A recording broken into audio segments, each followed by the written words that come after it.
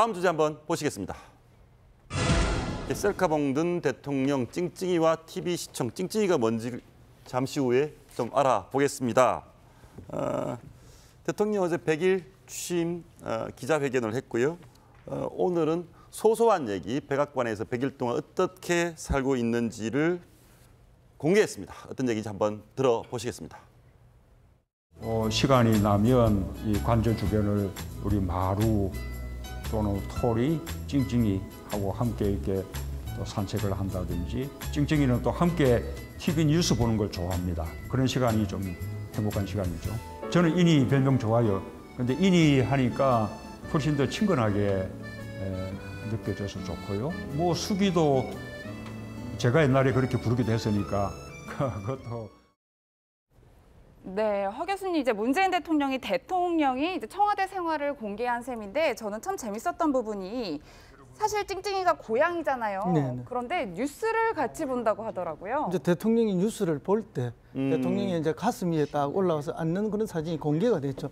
그만큼 이 찡찡이가 애교가 많은 것 같습니다. 원래 고양이들이 보면 그렇게 애교가 많지는 않은데 이 고양이는 특별히 저렇게 애교가 많아가지고 대통령이 뉴스 보고 있을 때 대통령 옆에 가서 안겨 있으면 같이 보는 것처럼 보이죠. 예. 예. 그래서 이제 뭐 대통령이 평소에 뭐 많은 뭐 TV를 시청할 시간이 없지 않습니까?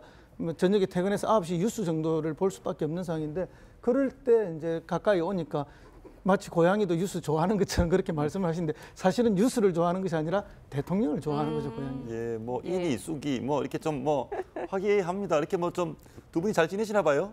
그러니까 이제 인이라는 애칭이 지금 생겼어요. 뭐 끝자 이제 문재인에서 인을 그게 길게 부르면서 인이가 됐는데 이걸 그 문재인 대통령도 굉장히 좋아하는 애칭이라고 하고요. 그 김정숙 여사의 그 숙자 보통 경상도 분들이 그 끝자 부르지 않나요? 이름 부를 때. 그렇죠. 뭐, 그러다 보니까 예, 아마 그렇죠. 연애 때 숙이라고 부르는 게 쑥이 이렇게 됐나 봐요. 그래서 그 연애 때 불렀던 또 애칭인데 그걸 많은 국민들이 또 인터넷상에서 또 저렇게 김정수 여사를 칭한 애칭으로 쓰고 있다고 하는데 저런 사진들을 보는 게 정말 오랜만이죠. 이제 청와대에서의 소소한 일상들을. 이전에 우리는 오바마 대통령의 일상을 보면서 부러워했었는데 뭐 한반도에 뭐 많은 그 중차대한 일들도 있습니다만 한번 저런 사진들이 주는 그 뭐랄까 좀 뭐 릴렉스 된다 그럴까요? 긴장을 풀어주고 편안하게 해주는. 그런 거는 좀 좋은 것 같습니다. 그렇습니다. 지금 역대 다른 대통령들의 별명은 좀 듣기에 거북할 만큼 좀 이렇게 험한 별명들이 있지 않았습니까? 역대 거의 모든 대통령들이 험한 별명이 있었는데 이번 대통령만은 조금 이렇게 친근하고 좀 달콤한 별명을 갖고 있으니까 그나마 우리 국민들에게 크게 위안이 된다고 그렇게 봅니다. 예, 뭐 이번 주제 함께하기 위해서 이제 백성문 변호사님 자리해 주셨는데 저는 사실 이번 인터뷰를 보면서 대통령도 살찔 걱정을 하시는구나 이걸 알게 됐는데 참 친근하다라는 느낌은 드는 것 같아요. 사실 이 전 정권에 생각해보면 우리 세월호 7시간 생각이 나잖아요. 아직도 그 7시간 동안에 대통령이 뭘 했는지 모르고 있는 상황에서 이번에 문재인 대통령이 취임 100일이 지나서도 80%가 넘는 뭐 80% 좀 안 되는 여론조사도 있지만 그런 고공행진을 계속하고 있는 가장 근본적인 이유가 아닌가라는 생각이 드는데요. 지금 말씀하셨던 것처럼 문재인 대통령이 원래 음식을 좀 단촐한 걸 먹는 걸 좋아하는데 이제 대통령이다 보니까 들어가면 이제 식사가 좀 잘 나오니까 이거 많이 먹으면 살찔까 봐 걱정이 된다. 그리고 뭐 예전에는 이제 뭐 2달에 한 번 정도 이발했는데 이제는 2주에 한 번씩 전속 이발사 때문에 이제 이발을 한다 뭐 이런 얘기들 하면서 그냥 서민적인 느낌을 주고요. 그리고 국민들하고 소통하고 좀 친근하다는 느낌을 계속 주고 있는데 이게 문재인 대통령이 취임 초부터 지금까지 일관된 모습인 것 같습니다. 이런 부분이. 그러니까 이런 부분들 때문에 국민들이 조금 전에 말씀하셨던 것처럼 굉장히 지금 국가안보적인 위기가 있다라고 하는 과정에서도 좀 어느 정도의 그런 안락함이나 그런 안심감을 느낄 수 있는 게 아닌가 생각합니다. 예, 어제 취임 100일 맞아서 문재인 대통령 지지자들이 포털에 계속 글을 검색어를 만들었습니다. 고마워요 문재인. 거기에 대해서 본인 또 셀카봉을 들었네요. 예. 그 여러 가지 이제 상당히 이제 소통하겠다는 그런 입장 이런 부분은 굉장히 좀 높이 평가를 해야 될 것 같습니다. 예. 우리가 경험상 말씀을 드립니다만은 대통령의 행보와 관련해서 가장 긍정적이고 호응이 높은 그런 행보가 뭐냐 그러면 시장에 갔을 때, 시장에 갔을 때와 그다음에 허거를 했을 때, 이럴 때 그 상당히 반응도가 굉장히 높이 올라갑니다. 이게 뭐냐 그러면은 결국 나는 특별한 사람이 아니다.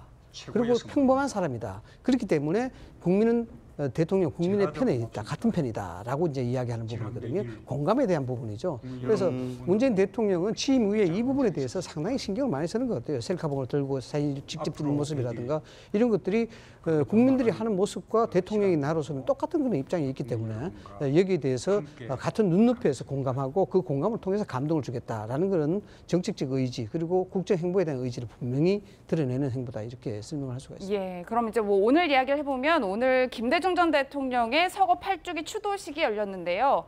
문재인 대통령도 여기 참석했습니다. 추도사 들어보시겠습니다. 80년 전 하이도의 소녀는 청운의 뜻을 품고 설레는 가슴으로 목포로 향하는 배에 올랐다고 김대중 자서전은 말하고 있습니다. 세월이 지나 소년의 이름 김대중은 민주주의와 평화를 염원하는 모든 이들에게 참된 용기가 되었습니다. 네, 문재인 대통령께서는 본인이 정치를 하게 된 계기가 김대중 대통령, 전 대통령 때문이었다 이런 얘기도 하고 있습니다. 이쯤에서 그런 질문을 한번 해볼까요? 김대중 대통령의 후계자라긴 그렇고 정치적 유산을 물려받은 적자는 누굽니까? 그 적자는 뭐 대통령과의 개인적 인연이라든지 예. 이런 게 중요하다고 저는 안 봅니다. 김대중 대통령이 평생에 그 업으로 했던 그 소망들이 있지 않습니까? 그것은 대한민국의 민주주의가 제대로 정착되고 그리고 남북이 평화로워지면서 그 평화 통일을 이룩하는 것이 있고 그다음에 이제 지역적으로는 지역 차별을 없애고 동서 통합을 이루어내는 이런 것들이 김대중 대통령이 숙명처럼 가지고 있었던 또 실천하고 싶었던 그런 정치적 목표였거든요. 그것을 누가 가장 잘 계승해서 성취해 나가느냐. 그 사람이 계승자가 되고 적통이 되는 거죠. 그런 면에서 본다면은 어떤 형태로든지 지금 현재 문재인 대통령이 거기에 가장 근접해서 노력하고 있는 사람 중에 하나이다. 그러나 이제 인간적으로 더 뭐 많은 인연을 가지고 있는 비서실장 출신의 박지원 대표도 있을 수 있고 또 많은 분들이 있죠. 그렇지만 정치적으로는 그 정치적 소망을 이룩하고 있는 사람, 실천하고 있는 사람이 적자라고 저는 봅니다. 예. 적자에 대한 말씀을 하셨습니다만 이 추도사에 보면은 그런 의미가 굉장히 내포가 많이 되어 있습니다. 문재인 대통령이 김대중 대통령의 정책을 개성하고 호남의 적통이다 이런 부분들을 좀 간접적으로 또는 직접적으로 시사하는 내용들이 많거든요. 여기 보면은 뭐 개인적으로 본받고 싶은 정의로운 삶이다 이런 개인적인 이야기도 필요하겠지만은 중요한 것은 지금 무너진 나라를 이렇게 세운다는 각오가 있다. 이것이 20년 전에 IMF 때 김대중 대통령이 느꼈던 그 상황하고 지금하고 똑같다. 라는 부분이고 참여정부 이후 단 한 건의 군사 충돌도 없었다. 햇볕 정책에 대해서 직접적 개선을 하겠다는 부분을 의지를 분명히 밝혔거든요. 그다음에 정서적으로도 공유를 많이 했습니다. 뭐냐 그러면 작년 4월 김홍걸 위원장하고 하이드를 찾았다. 바다를 봤다. 내가 태어난 거제도 그리고 부산 영도하고 똑같은 느낌이었다. 이런 어떤 정서적 일체감까지도 거론했습니다. 이게 왜 중요하냐 그러면은 물론 김대중 대통령의 역사적 평가라는 것은 분명히 있겠죠. 지금 상황에서 문재인 대통령은 호남에 대한 부분을 상당히 중요하게 취급할 수밖에 없습니다. 그렇네요. 바꿔서 이야기하자면 이런 거죠. 지금 호남만큼 정치적 성숙기가 활용할 데가 없습니다. 뭐냐 그러면은 국민의당이라든가 민주당으로부터 구애를 받고 있는 그런 상황이고 여러 가지 직접적으로 호남의 적통이라든가 대권을 이끌 만한 그런 사람이 없음에도 불구하고 여기 호남에 대한 인적인 개편 이 부분이 호남 중심으로 돌아가고 있다는 거 이런 상황에서 문재인 대통령이 호남에 대한 비중을 얼마만큼 두고 있는지 그건 뭐 그만 봐도 충분히 알 수 있는 것이다. 예.